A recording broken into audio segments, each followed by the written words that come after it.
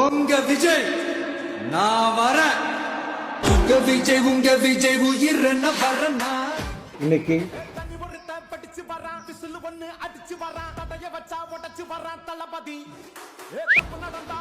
Whistle சின்னத்துக்கு ஒரு ஓட்ட போடுங்க. ஒரு வீரர் புரட்சி.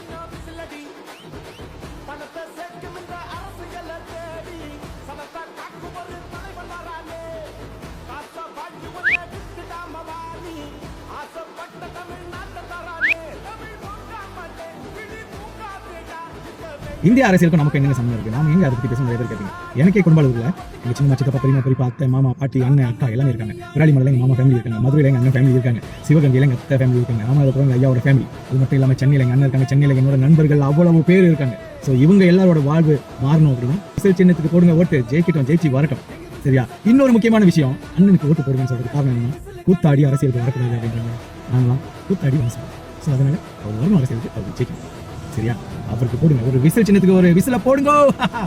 அழப்போறான் தமிழன் உலகை எல்லாமே.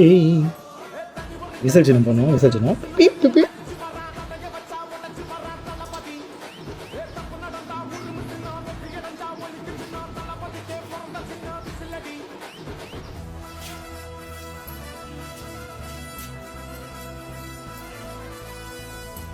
விசில் சின்னம் விசில் சின்னம் விசில் சின்னத்துக்கு போடுங்க.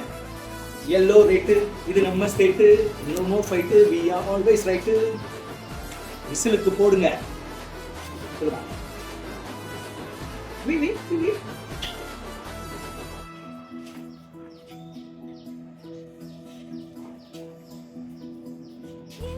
போடுங்க ஓட்டு.